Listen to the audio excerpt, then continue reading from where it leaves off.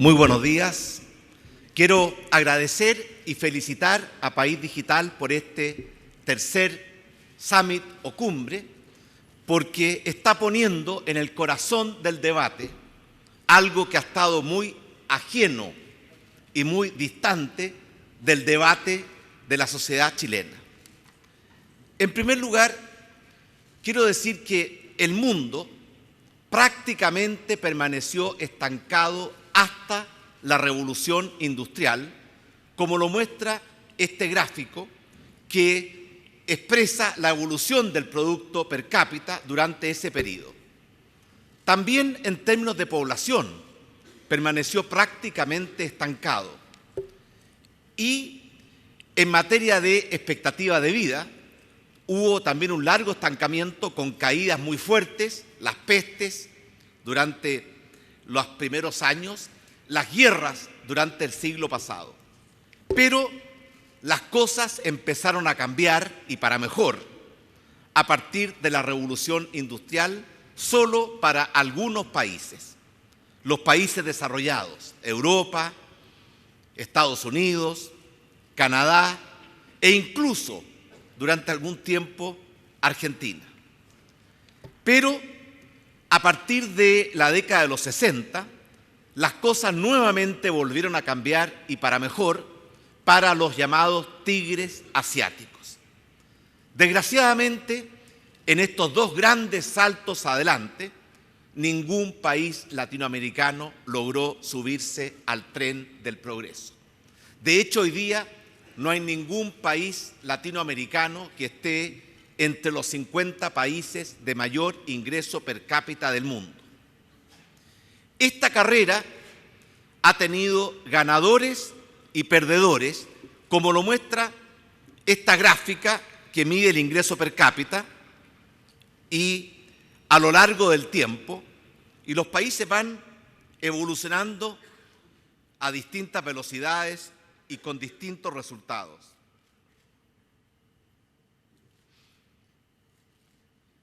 Ustedes ven que algunos, el punto rojo sin duda es Chile, algunos lograron avanzar y desplazar y otros se quedaron rezagados. En América Latina también hemos tenido ganadores y perdedores, en que sin duda a partir de mediados de la década de los 80, Chile adquiere un lugar preponderante, logrando pasar del octavo al primer lugar en materia de ingreso per cápita en el contexto de América Latina. Y también han habido grandes perdedores, particularmente el caso de Venezuela. Lo que sí sabemos hoy día es que estamos en un mundo nuevo. Igual como el Renacimiento fue una explosión de libertad, de creatividad en todos los ámbitos del quehacer humano, hoy día la humanidad está experimentando un nuevo renacimiento, en que tal vez lo único que es cierto es el cambio. Y lo único que es claro es que ese cambio se está acelerando. Y por eso vale la pena recordar el sabio consejo de Charles Darwin, cuando dijo: las especies que sobreviven no son las más fuertes ni las más inteligentes, sino aquellas capaces de responder mejor a los cambios en el medio. Y nuestro medio en el mundo entero hoy día está cambiando y tenemos que ser capaces de adaptarnos a ese cambio. Nuestro punto de partida lo podemos medir de muchas formas. Aquí está, por ejemplo, el número de usuarios de Internet, en que en Chile nos acercamos al 70%, estamos todavía muy por debajo del promedio de la OECD, o lo podemos ver también a través de las brechas que existen no solamente en acceso, sino que también en uso de las nuevas tecnologías de la información y del conocimiento. Aquí ven ustedes, por ejemplo, el porcentaje de computadores conectados en el hogar y el porcentaje de hogares conectados a Internet en una comparación entre Chile y la OECD. Y también vemos, y esto es un estudio de País Digital, que si uno agrupa a los actores en tres grandes categorías, gobierno, empresas y usuarios, el sector que está más atrasado de acuerdo a las metas que el propio País Digital fijó es el sector de empresas, que estaría 19 meses atrasado respecto de lo que fue esa agenda, el gobierno 4 meses atrasados y las personas 11 meses adelantados, lo cual demuestra que en nuestro país las personas han demostrado una tremenda capacidad de adaptar, flexibilizar y utilizar estas nuevas tecnologías, y que los retrasos están más bien en el sector público y en el sector corporativo. Un tema importante al del cual tenemos que hacernos cargo ahora, antes que sea demasiado tarde, es el tema de las brechas. Aquí vemos, por ejemplo, el acceso a computadores personales y el acceso a Internet del hogar, comparando el primer decil, es decir, el más vulnerable, con el 10º decil, el más afortunado. Y vemos que existen todavía grandes brechas, que también se reproducen entre hombre y mujer, entre el sector urbano y el sector rural, y entre los jóvenes y los adultos mayores. Hay brechas también en el acceso que tenemos a poder hacer trámites con instituciones públicas y el acceso que tenemos al comercio electrónico entre el primer decil y el último decil de nuestra distribución del ingreso. El uso de las tecnologías y de la innovación es un tema que va a hacer la diferencia entre los países que logren subirse a esta revolución, porque la revolución que estamos viviendo hoy día es mucho más vasta, es mucho más profunda, va a afectar mucho más nuestras vidas que las revoluciones agrícolas o la revolución industrial, que fueron las grandes revoluciones que experimentaron nuestros antepasados. Y Chile está todavía rezagado en esta materia, no si nos comparamos con América Latina, pero sí si nos comparamos con los países a los cuales queremos, ¿cierto?, alcanzar, que son básicamente los países desarrollados, muchos de ellos agrupados en la OECD, y por eso hacemos en este cuadro esa comparación. En Chile la economía de la información representa un poco más del 3% del producto, en circunstancias que el promedio de la OECD es prácticamente el doble. Una forma de ver que en esta materia aún nos queda un largo camino por recorrer. En materia de gobierno electrónico, el índice de desarrollo del gobierno electrónico en nuestro país alcanzó el año, aquí hay una comparación, ¿cierto?, entre los años 2014, marzo 2014, con marzo del 2010, que muestra cómo evolucionó y cómo fue aumentando la capacidad que tenía nuestro país para incorporarse a mayores utilización e incorporación del gobierno electrónico y mayor eficiencia del gobierno, en que hubo avances y progresos muy significativos.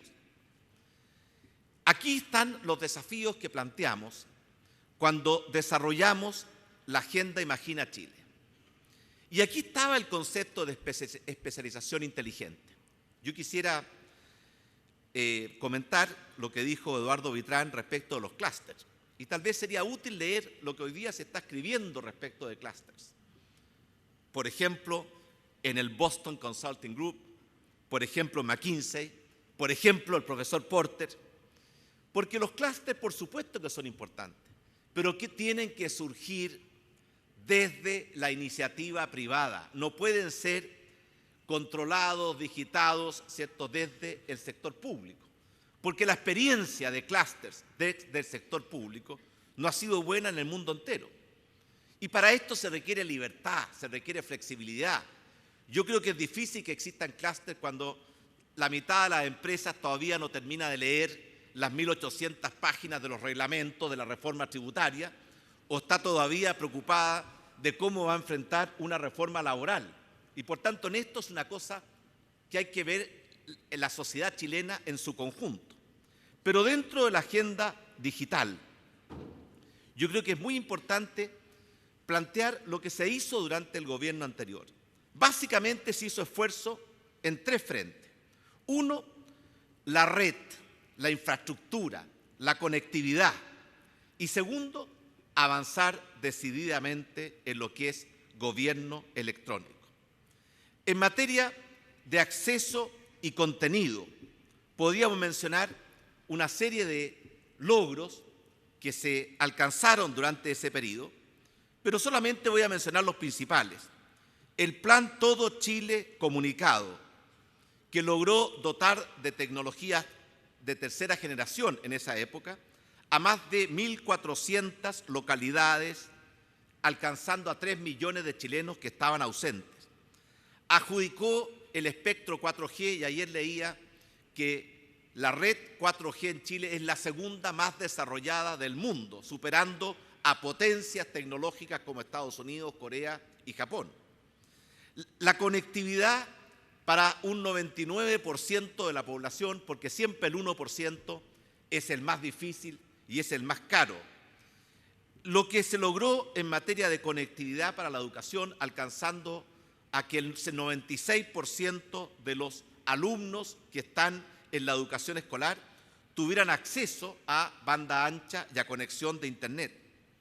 Lo que se refiere al gobierno electrónico y el gobierno al servicio de los ciudadanos, lo que se avanzó en materia de Chile Atiende, que logró interconectar a decenas de instituciones públicas a través de 3 mecanismos: presencial, digital y telefónico, y que nos permitió subir desde 12 a 27 millones el número de trámites que se hicieron no en forma presencial, sino que en forma remota, con lo ahorro que eso significa para el sector público, pero especialmente para las personas. El ahorro, ¿cierto?, es gigantesco en términos no solamente de recursos, sino que de tiempo y de calidad de vida. En esta materia es importante destacar, ¿cierto?, que el programa de Chile Atiende lo que buscaba era crear una plataforma interoperable e interconectada del Estado al servicio de las personas, para llegar a un Chile sin papeles, para lograr llegar a un mundo en que el Estado no le pida a las personas nada que el propio Estado tiene la obligación de emitir, como por ejemplo certificados de nacimiento, certificados de antecedentes, certificados de matrimonio. Es el propio Estado el que los emite y por tanto no corresponde que se los pida a las personas si es él el que los emite. Debe ser un esfuerzo back office y no pedirle a las personas, en lo que constituye muchas veces un verdadero calvario, el tener que juntar los papeles para poder hacer algo. Yo recuerdo hace un tiempo atrás un amigo mío que nos inspiró para el programa de Empresa en un Día, que después de mucho tiempo llegó feliz porque por fin había alcanzado su meta de crear una empresa. Yo le pregunté si había vendido algo, nada. Si había producido algo, nada. ¿Y por qué estás tan contento? Porque conseguí finalmente los permisos para poder empezar. Ese esfuerzo de eliminar barreras, dificultades absurdas que no cumplen ni un rol, fue el corazón que inspiró la estrategia para facilitar la creación de nuevos emprendedores. Y durante el gobierno anterior no solamente se creó 1 millón de nuevos empleos, se crearon 200.000 nuevos emprendedores. Lo importante en esto es que, a pesar que hemos avanzado mucho, todavía nos queda un largo camino por recorrer. Y por supuesto que la palabra inteligente siempre es bienvenida, pero tenemos que definir bien lo que es la palabra inteligente, porque inteligencia requiere libertad, requiere que puedan expresarse en plenitud la creatividad, la capacidad de innovar, la capacidad de enfrentar nuevos desafíos y asumir nuevos riesgos. Y eso es un elemento central que debe ser parte de la cultura de un país que quiere de verdad ser parte de esta revolución que hoy día estamos viviendo. ¿Cuáles fueron algunos de los resultados? Por ejemplo, conexiones de TV de pago, conexiones móviles a Internet, abonados a telefonía móvil. Hubo avances muy significativos, y aquí estamos comparando el periodo marzo de 2010 con marzo de 2014. Sin embargo, todo esto que hemos logrado avanzar es recién un primer paso en una larga marcha que tenemos que dar para alcanzar a ser un país desarrollado, sin pobreza, con libertad, con justicia, con progreso y con seguridad, que son los 4 grandes valores y principios que toda sociedad debe buscar alcanzar y compatibilizar. Aquí están algunas de las metas que fijó la Agenda Imagina Chile, que fue la agenda para que Chile pudiera dar un gran salto hacia esta nueva sociedad del conocimiento, la información y la innovación. Aquí tenemos metas en distintos frentes. En el cuadro que acabo de mostrar estaba en conectividad e inclusión digital, educación y capacitación. En este cuadro estamos en innovación y emprendimiento, servicios y aplicaciones. Pero lo que yo querría enfatizar hoy día, y este es el mensaje principal que quiero transmitir, es que aquí hay una vieja revolución del conocimiento y la información que ya está. Pero hay una nueva revolución del conocimiento y la información que está golpeando nuestras puertas y que es la que debe concentrar nuestra atención.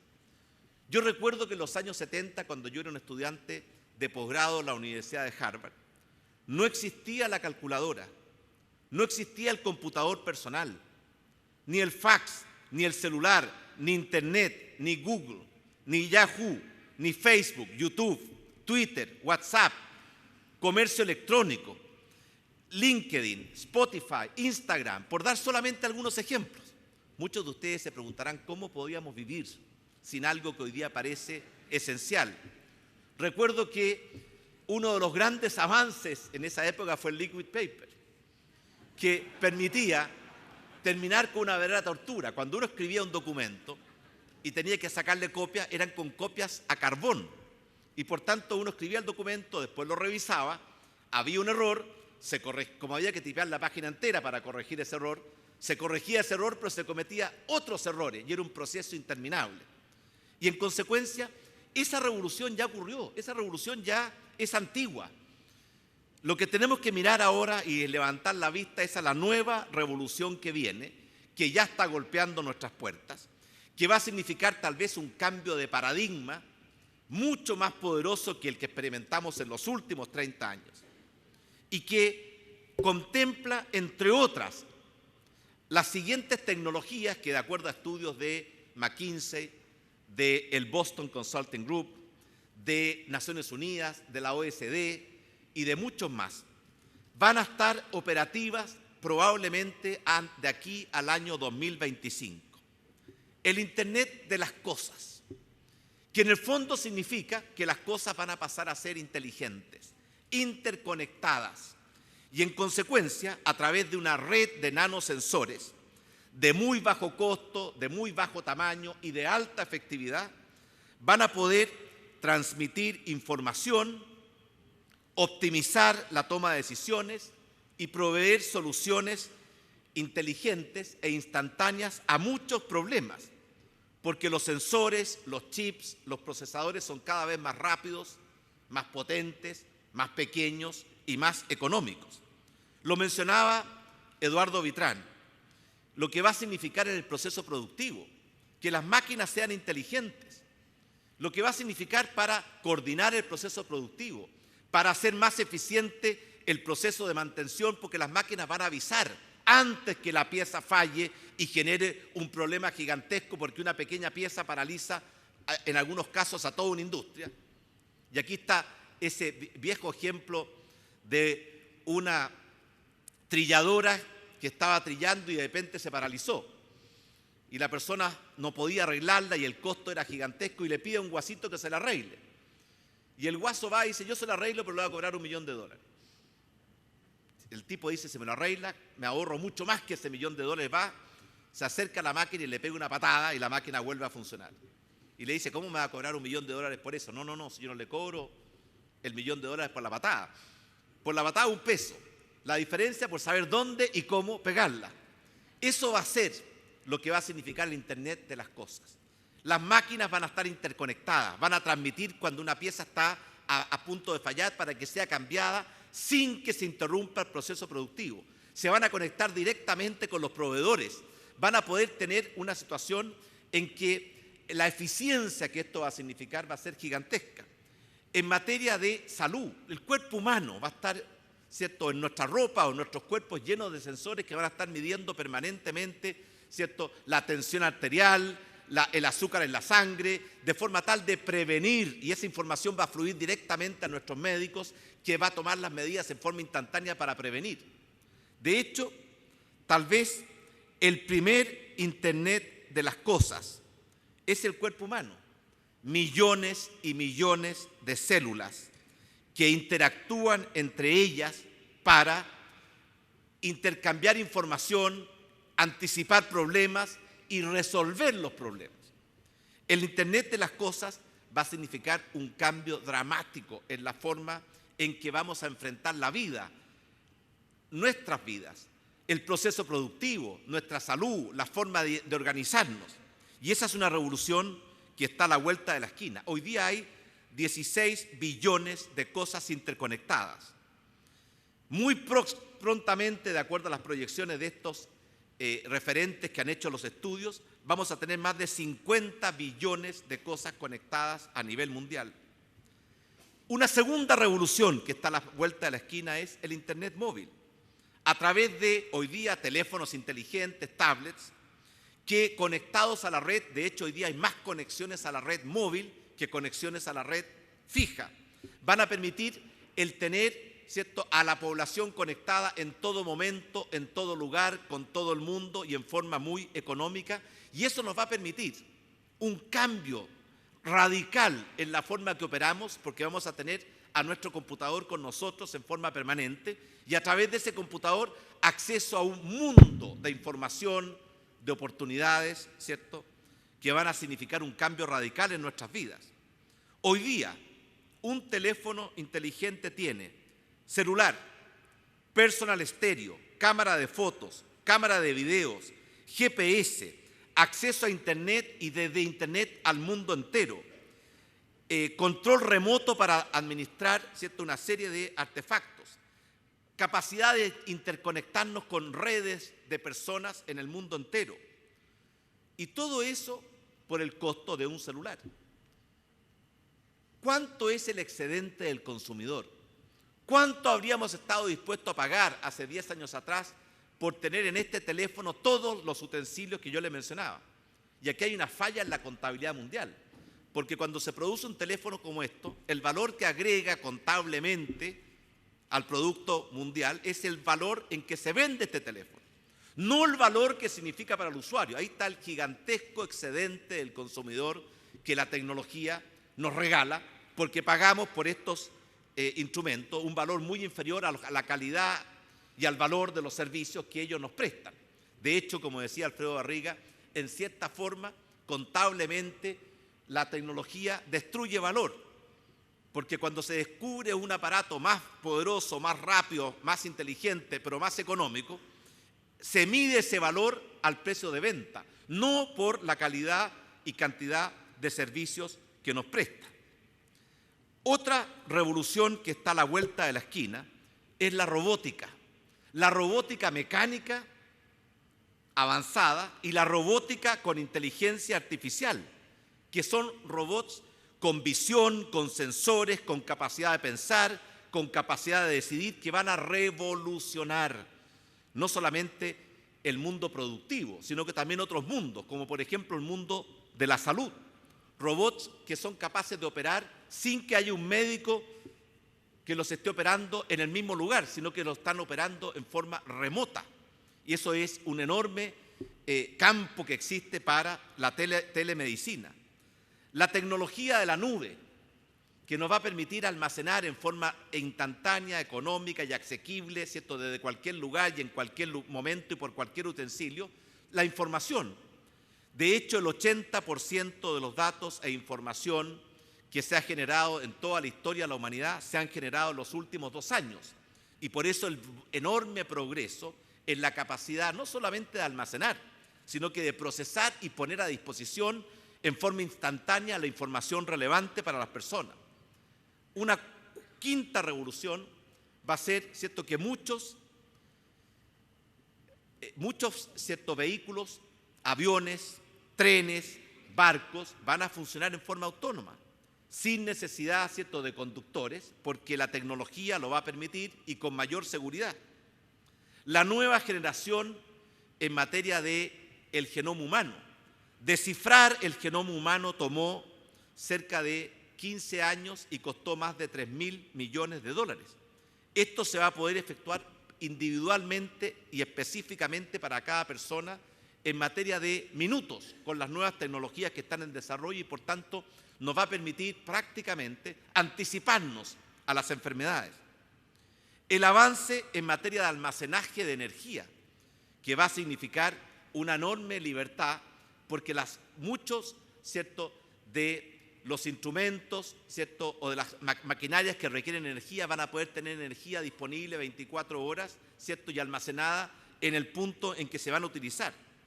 El avance en materia de impresoras 3D y 4D, que nos va a permitir pasar del diseño a la producción especializada, singularizada e individualizada en forma prácticamente instantánea, y ya vendrá después, ¿cierto?, la impresión 4D, que va a tener capacidad de aprendizaje y de autoadaptación a las necesidades de las personas.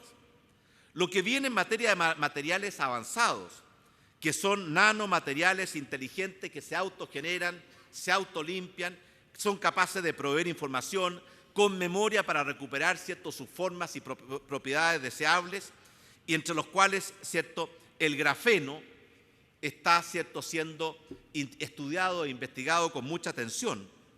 Las nuevas tecnologías para explorar y producir petróleo y gas, algo que creíamos, ¿cierto?, que era un elemento que estaba desapareciendo y que hoy día, gracias al avance tecnológico, ha vuelto a ser un recurso más abundante y más económico. Lo que significa el avance en materia de energías renovables. Es cierto, Chile fue un país pobre en los combustibles del siglo pasado, que eran básicamente fósiles. Teníamos muy poco o nada de petróleo, muy poco o nada de gas, y por tanto somos importadores, lo cual nos ha favorecido porque la caída en el precio del petróleo prácticamente ha compensado la caída en el precio del cobre desde el punto de vista de los términos de intercambio de nuestro país. Pero somos inmensamente ricos en las energías del futuro. Las energías del sol, la capacidad y diferencia de radiación de nuestros desiertos, del cual nos hablaba Eduardo Vitrán, y el avance gigantesco en la tecnología. Hoy día cuesta la 10ª parte producir energía solar con las nuevas tecnologías que lo que costaba hace solo 15 años atrás. Y este progreso va a continuar. Nuestro potencial de energía eólica, de energía del mar, de energía de geotérmica, son gigantescos. Y ahí tenemos un área donde Chile puede alcanzar una especialización inteligente. Pero insisto, por supuesto que los países tienen ventajas comparativas, pero también tienen que ser capaces de tratar de desarrollar ventajas comparativas no solamente estáticas, sino que dinámicas. La diferencia está en que eso, en mi opinión, se genera en un ambiente de libertad, de flexibilidad, en que las personas, los creativos, los innovadores puedan dedicarse a pensar, a crear y a innovar y no estar permanentemente en un debate pequeño, ¿cierto?, y sin destino, como por ejemplo es el que hemos tenido en nuestro país en los últimos tiempos, en que da la impresión que estamos debatiendo una agenda del siglo XIX. Lo que viene en materia de ciudades inteligentes y sustentables, yo me reuní con el presidente de Siemens, ¿cierto?, y es impresionante lo que va a significar. Sé que aquí está la persona a cargo de este proyecto, pero la eficiencia de una ciudad inteligente y sustentable va a significar no solamente un ahorro de costos gigantescos, sino que una mejoría en la calidad de vida maravillosa.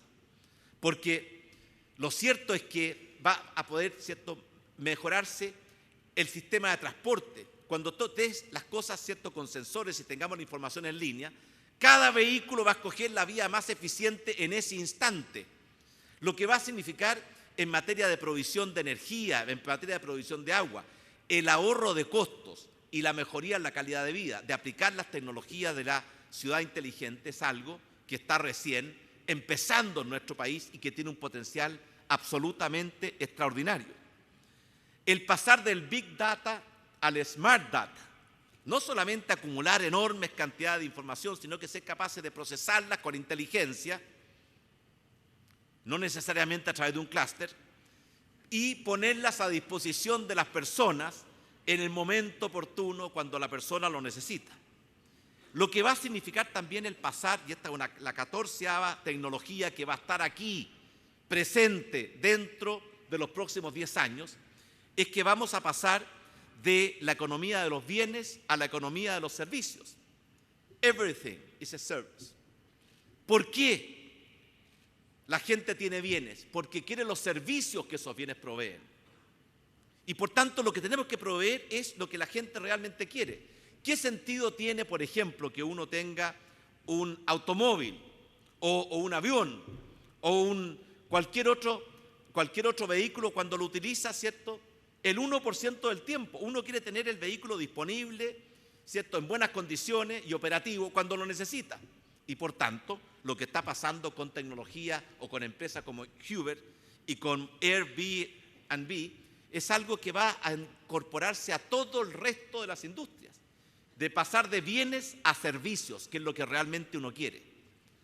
Finalmente, estas son tecnologías que van a estar en los próximos 15 años o 10 años, pero ya está en marcha una tercera ola de nuevas tecnologías que están en el radar, que está siendo investigada y que van a estar, ¿cierto?, presentes, no con la misma velocidad que las que mencionaba anteriormente, pero el tema de, por ejemplo, en materia de energía, la fisión nuclear, la energía del hidrógeno, la posibilidad de secuestrar el carbono y, por tanto, no permitir que siga este proceso de invernadero y de calentamiento global, las técnicas avanzadas para purificar agua y resolver uno de los grandes desafíos que va a tener la humanidad, el quantum computing, la nueva forma de iluminar, ¿cierto?, sin, ¿cierto?, tanta pérdida de energía en calor y, ¿cierto?, en forma mucho más eficiente.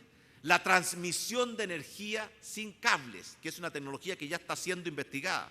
La utilización masiva de drones en una enorme cantidad de servicios, no solamente de distribución, como anticipa Amazon, sino que en salud.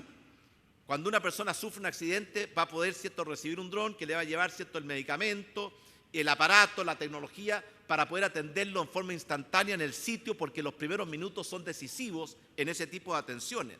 La biométrica para poder identificar a los ciudadanos y, en consecuencia, prácticamente no tener que andar con nada más que nuestras pupilas o nuestros pulgares e identificarnos plenamente. En esta materia, ¿cierto?, tenemos, ¿cierto?, en Chile también una gran ventaja, ¿cierto?, que es estar transformándonos en la verdadera capital de la astronomía a nivel mundial. De hecho, fue en el Observatorio ALMA donde se lanzó la Alianza del Pacífico, en un llano que se llama Chagnajor, que en el idioma Kunze, el idioma nativo, significa lugar de partida, lugar de despegue, lugar de observación. Da la impresión que sabía mucho antes que todos nosotros que ese era el punto donde debía estar el Observatorio ALMA. La pregunta que tenemos que hacernos, y con esto quisiera terminar, es: ¿estamos preparados? ¿Nos estamos preparando para esta verdadera ola, tsunami, revolución que ya está en marcha? Y no me refiero a la antigua, que ya la tenemos, sino que la que viene. ¿Nos estamos preparando?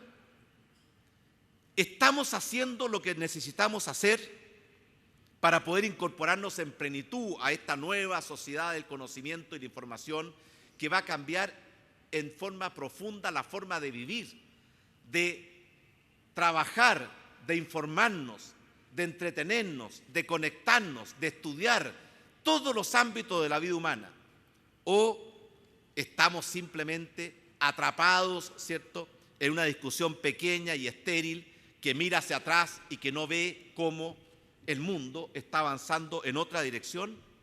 Yo me pregunto, cuando se discute la reforma educacional, cuando se discute la reforma laboral, ¿estamos pensando en el mundo que viene o estamos pensando en un mundo que ya fue y que no va a volver.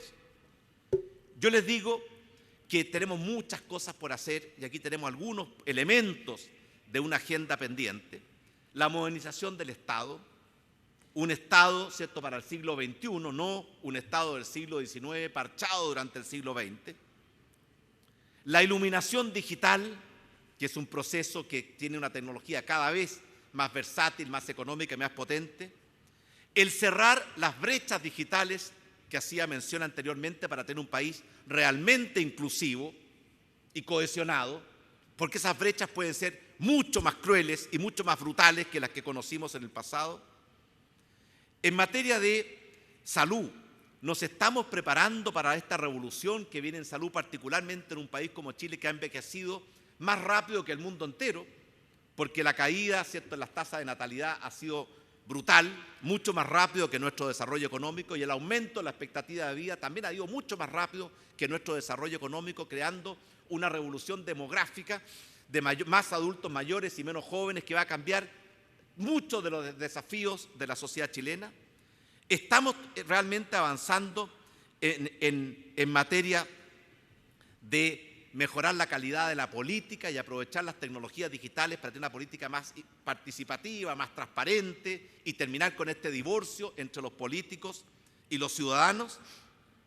Estamos avanzando en construir, ¿cierto?, la carretera digital, igual como existe la Ruta 5, deberíamos tener la Ruta 5D, que es la carretera digital que una Chile para poder tener, ¿cierto?, a todo Chile conectado en plenitud y con banda ancha. Estamos avanzando en aplicar estas tecnologías al mundo de la seguridad ciudadana, que es uno de los graves problemas que enfrentan todas las sociedades en el mundo entero, incluyendo la chilena.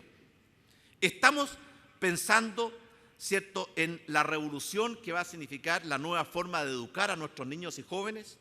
Hoy día, universidades como Stanford, ¿cierto?, están poniendo, ¿cierto?, en la red prácticamente todos sus programas de máster y de doctorado. Lo mismo está haciendo MIT en una alianza con Harvard a través, ¿cierto?, de FDX, que va a permitir poner en la plataforma digital en muchos idiomas los mejores cursos, los mejores profesores para que estudien, y es probable, como anticipan algunos, que los niños van a estudiar en su casa a través de las plataformas digitales y van a ir a las escuelas a hacer las tareas y actuar con los profesores para responder dudas y aclarar, ¿cierto?, incógnitas.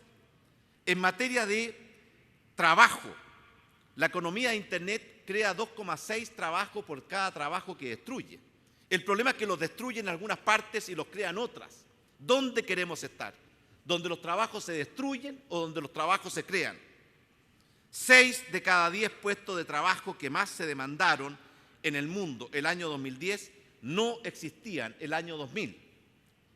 Tenemos que empezar a acostumbrarnos a minería sin mineros, retail sin vendedores, Transantiago sin conductores, porque hacia allá va el mundo.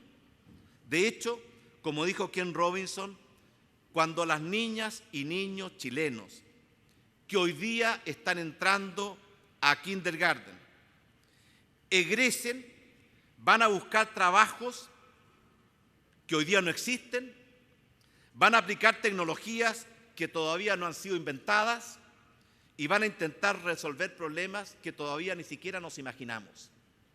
Ese es el mundo que viene.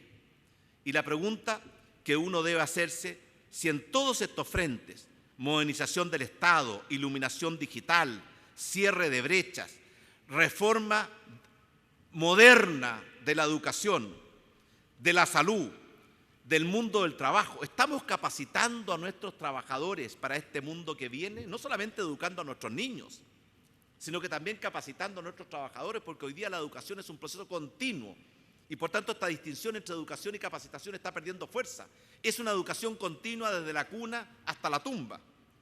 Estamos realmente haciendo el esfuerzo de alfabetización digital que requieren nuestros empresarios, que son en cierta forma las empresas las que van más rezagadas en comparación al esfuerzo que están haciendo los ciudadanos y el gobierno. En fin, son muchas preguntas. Yo solamente quiero decir que cuando uno mira el debate que estamos teniendo en Chile, uno se pregunta, ¿es este el debate que Chile necesita? ¿Es este el debate que Chile merece? ¿Estamos realmente abriendo los ojos y mirando lo que está pasando hoy día en el mundo y lo que va a pasar en el mundo durante los próximos 10 años para prepararnos para esta verdadera revolución que va a cambiar profundamente la forma de vivir y de hacer las cosas? Uno puede decir que nunca habíamos estado tan cerca del desarrollo. Es verdad, tenemos un país que en los últimos 30 años aumentó su ingreso per cápita de $5.000 a $23.000, que pasó del octavo al primer lugar de América Latina, que estaba creciendo con mucha fuerza, que se había planteado como meta alcanzar el desarrollo antes que termine esta década, y junto al desarrollo la derrota de la pobreza, la igualdad de oportunidades, una sociedad más libre, más justa, más segura y también, por supuesto, con mayores oportunidades. Porque si bien estamos cerca, también estamos muy lejos. Porque si uno se hace la pregunta de fondo, si Chile realmente está levantando la vista y mirando hacia adelante para prepararse para este mundo que viene, o estamos nuevamente atrapados en una discusión de suma cero que se le da las espaldas al futuro, uno puede decir que tal vez hoy día nos estamos jugando una vez más la oportunidad de ser un país desarrollado. La hemos tenido, no tantas veces. La tuvimos al fin, después de la Guerra del Pacífico, cuando Chile adquirió riquezas inmensas de los minerales y salitre en el norte de Chile. De hecho, hubo un progreso muy importante los primeros 8 años, pero antes de 8 años del término de la Guerra del Pacífico, estábamos enfrascados en la guerra civil y la revolución más cruenta y más destructiva que haya tenido Chile en su historia. ¿Por qué Chile, cada vez que se acerca a las puertas del desarrollo, en lugar de mirar hacia adelante, apretar los dientes, ¿cierto?, unirnos y enfrentar juntos estos desafíos, caemos en esta verdadera maldición, que es empezar a dispararnos los unos a los otros o, peor aún, dispararnos en nuestros propios pies? Esa es la gran pregunta que debemos hacernos, porque lo cierto es que nada ni nadie garantiza que Chile va a poder subirse a esta revolución y no quedarse afuera como nos quedamos en la revolución industrial. Quisiera terminar diciendo que hay algunos que son muy eficientes en hacer imposible lo que es posible. Y lo que requerimos justamente lo contrario. Necesitamos un país que sea eficiente en hacer posible lo que para otros parece imposible. Walt Disney decía, si podemos soñarlo, podemos hacerlo.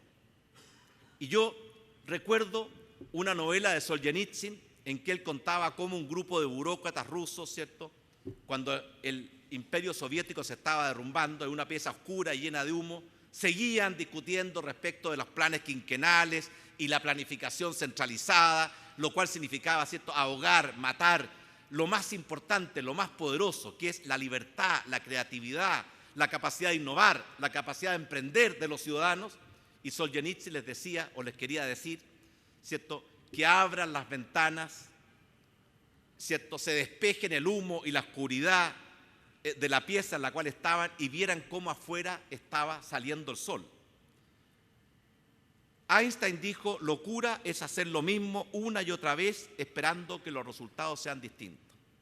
Realmente, cuando uno ve el debate de nuestro país, y no quiero entrar en la coyuntura porque produce mucha polémica, pero sin duda que no estamos con, ¿cierto?, nuestra vista, ¿cierto?, con confianza, con fe, con optimismo en el futuro y en las grandes oportunidades que ese futuro nos trae. Y estamos quedando atrapados en un debate y en una discusión decimonónica que nos impide mirar y abrazar ese gran futuro.